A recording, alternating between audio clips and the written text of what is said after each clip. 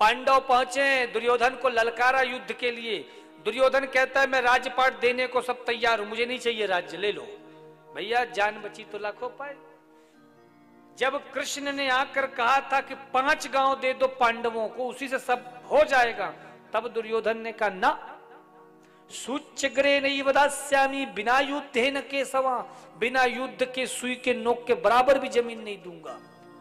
और आज जब सब भीष्म कर्ण विकर्ण द्रोणाचार्य सब मारे गए, तब महाराज जब लास्ट में बचा तो पानी के नीचे, तालाब के नीचे छिपा है। युधिष्ठिर ने कहा ओ सुयोधन बाहर निकलो, युद्ध करो। दुर्योधन ने कहा नहीं नहीं, मुझे युद्ध नहीं करना। क्यों? तुम्हें ये राज्य चाहिए, ले लो, हस्तिनापुर का राज्य ले लो। युधिष्ठिर ने कहा हम क्षत्रिय हैं, भीख थोड़ो मांगेंगे, हमें तुमसे दान चाहिए क्या? क्षत्रिय का कर्तव्य है वह या तो युद्ध करके जीते, पर उसे कभी दान में कभी भी वस्तु नहीं लेनी चाहिए कोई भी। मर जाते हैं क्षत्रिय दान के खाई से। हम क्षत्रिय हैं, युद्ध करेंगे, इसलिए युद्ध करो। दुर्योधन ने कहा तुम 5, मैं अकेला। युधिष्ठिर ने कहा कोई बात नहीं, तुम अकेले हो तो तुम्हें जिससे भी युद्ध करना हो उसी से युद्ध कर लो, तुमसे एक ही युद्ध करेगा, और यदि तुम जीत गए तो हम सब 5 हार गए तुम्हारे सामने। तब दुर्योधन बाहर निकला, बोला मैं गदा चलाना जानता हूं और तुम में से एक ही है भीम दादा, वही गदाधर है, उसी से युद्ध होगा। पूरा शरीर दुर्योधन का वज्र का समान था। माता गांधारी ने केवल कटिप प्रदेश को छोड़कर पूरे शरीर को वज्र का बना दिया था। और गदा में नियम होता है कि कमर के नीचे आप प्रहार कर नहीं सकते। भारी युद्ध हुआ, लेकिन भीम दादा कितना भी मारे दुर्योधन को कुछ फर्क ही नहीं पड़ता। तब ठाकुर जी ने महाराज जंघे की ओर इशारा किया, बोले भीम दादा भूल गए, ये वही दुष्ट है जो द्रौपदी को कितने अभद्र शब्दों के साथ संबोधित किया था। जो भीम दादा ने सुना सोई जांग पर जोर से गदा मारी, और वहीं पर वो खूनों की उल्टियां करते हुए मृत्यु के द्वार पे पहुंच गया। पांडव चले गए, बोले मरने के लिए छोड़ दो, मरता रहेगा, गिद्ध सियार भालू इसको खाएंगे। इतने में अश्वत्थामा आ गया। दुर्योधन ने कहा मित्र आज तो मैं मर रहा हूं। अश्वत्थामा ने कहा बोले तुम्हें तो हारना ही था। क्यों? बोले तुमने जितने भी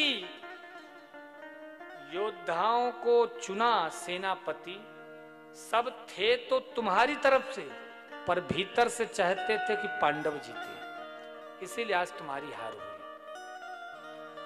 दुर्योधन ने कहा चलो हम तुम्हें सेनापति बनाए देते हैं। अकेला अश्वत्थामा को सेनापति बना दिया। अब अश्वत्थामा वहां से चल पड़ा।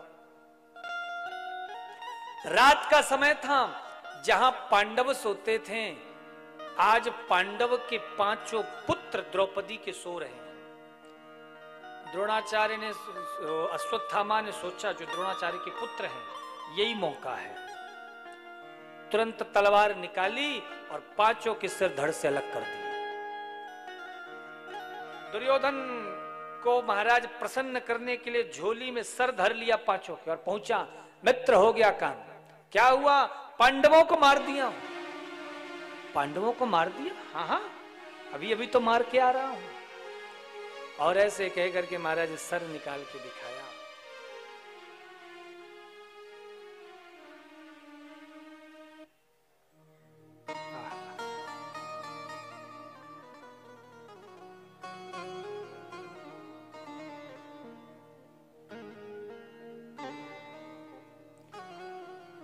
द्रौपदी रो रही है। 5 शिशुओं की हत्या हो जाए, उस महिला के ऊपर क्या बीतती होगी, जरा विचार करो। पुत्र शोक महाकष्टम, एक माता पिता के लिए इससे बड़ा दुख क्या हो कि जब बुढ़ापे में लाठी का सहारा बने पुत्र, और उसी से मैं पुत्र छोड़कर चला जाए। द्रौपदी छाती पीट पीट के रो रही है। अर्जुन निकला, गुरु पुत्र ने ऐसा निष्कृष्ट कार्य किया, पीछा किया अर्जुन ने और अश्वत्थामा को बांध लिया, पकड़ लिया, पकड़कर बांधकर द्रौपदी के सामने लाया। बताओ क्या करे देवी इसको, कौन सी सजा दे इसे? तब द्रौपदी कुछ नहीं कहती है, सब शांत हैं, क्या किया जाए?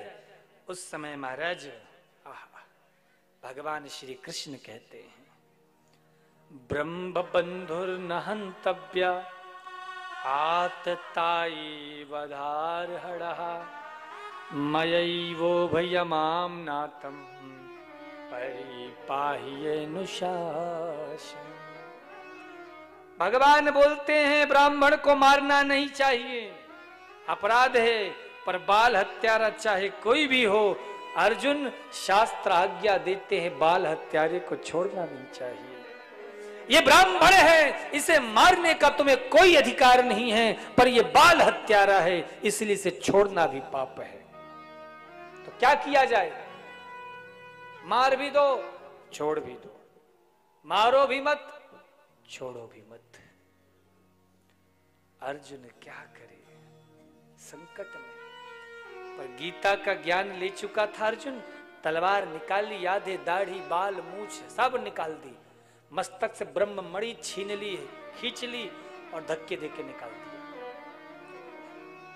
अश्वत्थामा को तो शुक्रगुजार होना था कि कम से कम जिंदा तो छोड़ दिया अर्जुन ने, लेकिन अश्वत्थामा के भीतर ईर्ष्या का जन्म हो गया। ईर्ष्या जानते हो किसे कहते हैं?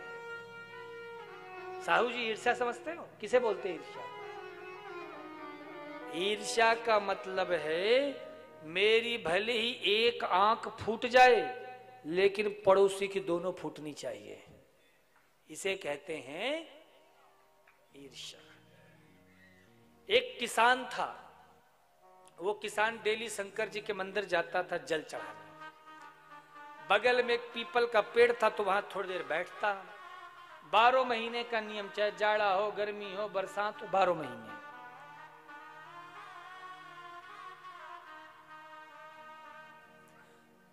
तो उस पेड़ के नीचे ऊपर एक देवदूत था। वो देवदूत सोचता ये रोज आता है और रोज जल डालता है।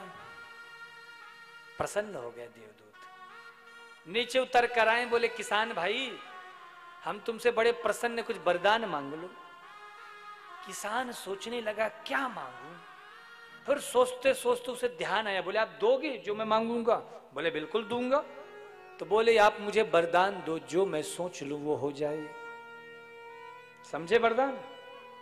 जो मैं सोचूं वो हो जाए। देवदूत सोचा ये क्या मांगा इसने, पर देवदूत परिचित था उसकी बुद्धि से। बोले किसान भैया ठीक है हमने दिया वरदान, लेकिन एक शर्त है। क्या महाराज?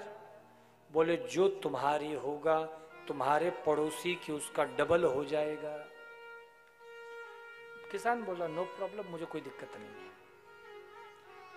अब वो किसान अपनी झोपड़ी के पास पहुंचा, सोचने लगा काश मेरा एक सुंदर से महल बन जाता।